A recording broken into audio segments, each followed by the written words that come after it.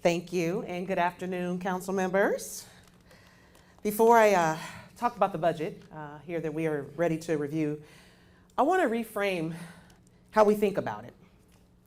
I want to tell you about the families I've met or talked to this year, like the mother whose daughter is a student at Rights and was able to use our free summer ride program this summer to get her first job and to join a youth group. I met a little girl turning 7 who can't wait to play at the new Garvin Park playground for the first time just a block down her street. And I spoke with a family who told me how much safety and how much safer they feel now that a long blighted house near their home has been torn down, ending the gatherings that made their neighborhood uneasy. These are small moments, but together they remind us why this work matters. A city budget isn't just about the numbers. It's about making choices that open doors, that builds joy and safety for our families and neighborhoods. It's about ensuring Evansville keeps moving forward in ways people can feel in their daily lives.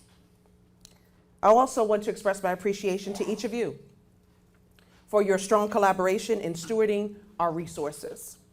By reviewing and approving the city budget, you play a vital role in ensuring that we allocate resources responsibly and in accordance with our city values.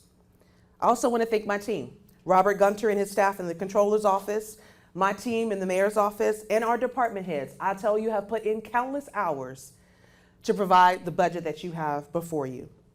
And I also want to especially thank the 1,300 men and women who work for the city of Evansville every single day. Their daily work makes life better for over 116,000 residents. Over the past year, we've listened closely to residents, to businesses, and community groups. The priorities they shared with us are reflected in this budget: safe and reliable roads, strong public safety, more housing at all income levels, well-maintained parks and community spaces, and modernized technology. These priorities not only strengthen our city's quality of life and quality of place, but they help ensure that we have the infrastructure and the amenities that businesses look for, helping spur economic development in our city. The proposed 2026 general fund budget totaling $140.2 million is about taking care of the basics. It's about maintaining the services people depend on every day. It is a 1.6% increase compared to this year's budget. That increase reflects our commitment to honoring union contracts, meeting cost of living adjustments, and covering rising costs in supplies, materials, equipment, and utilities. Because yes, city departments are also paying those higher utility bills. We expect at least a 21% increase. One of my goals in crafting the 2026 budget was to increase transparency by increasing the opportunity for public feedback into the process. While turnout for the first ever citywide budget forum back in April and the first citywide budget survey last month, they were limited. The feedback we did receive, though, aligned with what we consistently hear through our neighborhood association meetings, through traveling city halls, door-to-door canvassing, doing block by blocks, our park chats, and the list goes on how we continue to engage with the community. And we heard loud and clear: take care of the basics: roads, safety, housing, and parks. Moving forward, we will build upon what we established this year, committing to reinforcing the opportunities residents have to engage in the budget development process beyond public hearings. This year is almost over. Can you believe it? But I'm pleased to say that we have made historic investments in Evansville. We doubled our Affordable Housing Trust Fund allocation, helping repair homes for families who couldn't afford it, and supporting new affordable housing development projects. In just that first year, we have had the opportunity to impact nearly 100 households with these funds, and we're just getting started. This year, we also fought blight. As of today, we have demolished more than twice as many properties in 2025 than we did last year. And again, we're still going. We nearly doubled our road paving budget, resurfacing 8.3 miles of roadway and sealing another 17 miles to extend their lifespan. We invested in public safety with record police and fire contracts, and we funded our first new fire station in nearly 25 years. We also improved neighborhood parks with new and safe playground equipment, splash pad. Last month, the Parks Board received bids for a new irrigation system at our city golf courses and for a new HVAC system at Swander Ice Arena. In short, the current budget focused on the people and places. It was about taking care of what we have, and the results are not just abstract numbers. They are real improvements in people's lives. It's also a great reminder that the things we talk about in these chambers and the decisions we make in this room have the opportunity to make an impact on the community at large. Now, the challenge before us. Putting the 22-26 budget together has been a little bit more difficult. Senate Enrolled Act 1, commonly known and referred to as SB 1, gives the average homeowner in Evansville a $300 reduction on their property tax bill. On its surface, that's a great thing. And I don't think it's any secret that people are struggling in many ways right now, and any form of relief is welcomed. This law provides property tax relief, but the side effect is reduced revenue for cities and towns across Indiana. In speaking with our financial consultants, we project Evansville will lose $4.1 million from the general fund next year. About half of our general fund revenue comes from property taxes. Across Indiana, mayors are tightening belts in the wake of SB 1. Cities are scaling back, finding new efficiencies, and making tough decisions. We are prepared to do the same because we have to. 70% of our general fund supports public safety, mostly salaries for our police officers, our firefighters, our dispatchers, and beginning next year for our EMS workers. The services these men and women provide are non-negotiable. So is paying them appropriately, which means we need to find a way to fill the funding gap created by SB 1. The state legislature did include a couple of options for cities. One option is for counties to dedicate part of their new public safety income tax rate and share that revenue with cities to help fill the gap. Another option is for cities themselves to adopt a municipal income tax of up to 1.2%. Both of the state's solutions shift the burden of their decisions to the local level. You'll notice, though, I haven't asked you to consider that because I don't believe raising the local income tax should be our first solution. So I want to be clear. This budget proposal does not include an income tax increase. So what will we do?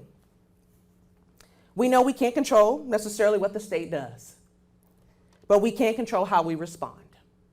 And we will respond by balancing our budget using 3 strategies. 1, smart use of our reserves. Number 2, look for cost-saving measures and efficiencies. And 3, use innovation and look at future revenue growth opportunities. This year, we are proposing the use of casino reserves to protect essential jobs and services. This is a temporary strategy, not one we intend to rely on year after year. Over the next year, we will continue cutting inefficiencies and pushing for the state legislature to change Senate Bill 1. I've already had conversations with our state delegation to express my concerns. We are tightening spending, cutting $19 million from capital request. So the proposed budget you have before you is a capital investment of $21 million. We are pressing pause on purchasing several city vehicles that are due for replacement. Projects like improvements to zoo facilities and Virginia Street reconstruction are on hold for now. We are reducing reliance on outside contractors by bringing more work in-house. We are reviewing redundancies in postage, drug testing, and background checks to cut unnecessary cost. We are pausing new position requests for 2026 and managing vacancies strategically through attrition. We will manage the 118 full-time vacancies in this budget, primarily in public safety, using those strategically to cover overtime while still meeting service needs. These steps are about long-term stewardship, taking care of what we have, avoiding duplication, and keeping Evansville financially stable. And then finally, when we think about innovation, we are bringing Evansville emergency medical services in-house under the fire department, a move expected to fully pay for itself by 2028, and then generating $3.5 million annually. We have pivoted to a smarter water solution, renovating our existing plant and blending groundwater, saving $100 million upfront and about $2 million annually. We anticipate some of the savings to be passed on to our ratepayers. While we will see one more rate increase next year based on our IURC rate case from 2022, we are hopeful that this will delay any future rate increases by making them unnecessary for this project. We are also restructuring departments to improve service delivery, transitioning animal control into a standalone department. In 2026, we will also take steps to separate METS into its own department, laying groundwork to explore a regional transit authority with our partners, making transit more effective and sustainable across the region.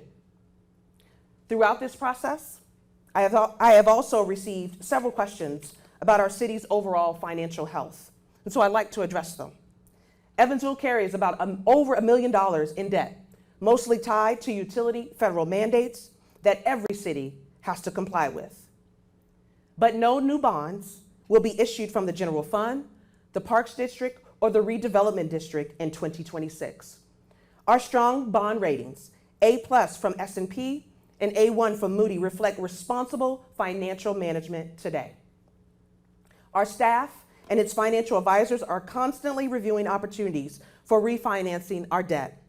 You have already approved the refunding of Series 2015A, and we also recognize significant savings in Series 2014, 2016, and 2016A bonds.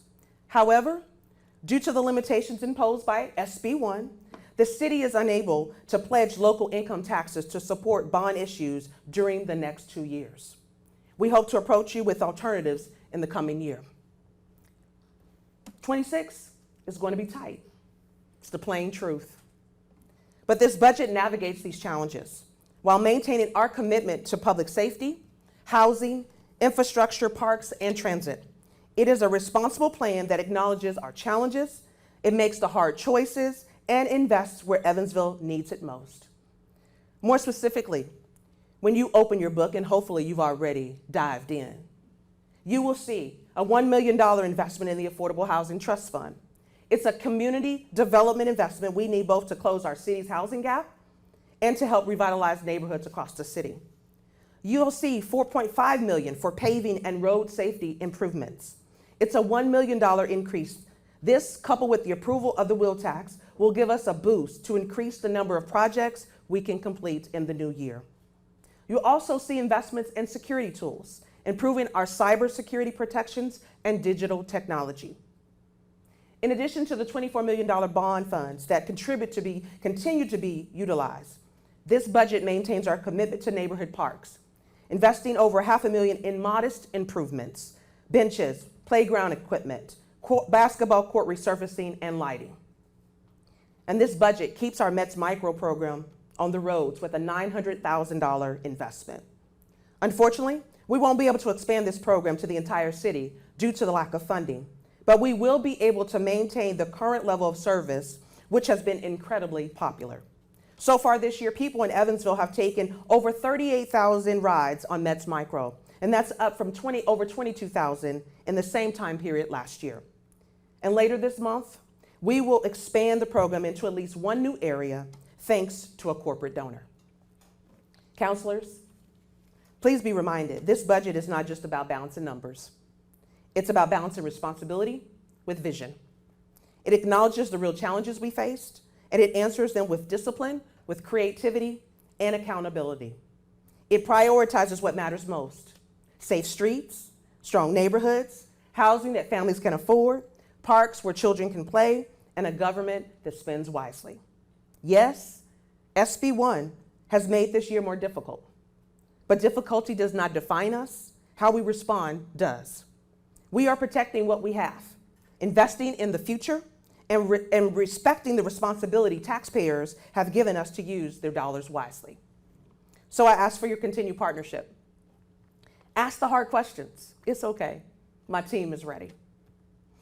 We are always available to provide the information you need to make informed decisions. Let's continue to serve with integrity. Let's make decisions that reflect our city's values of trust, respect, innovation, teamwork, and quality. And above all, let's keep building a city that does not only endures the challenge, but transforms them into opportunities.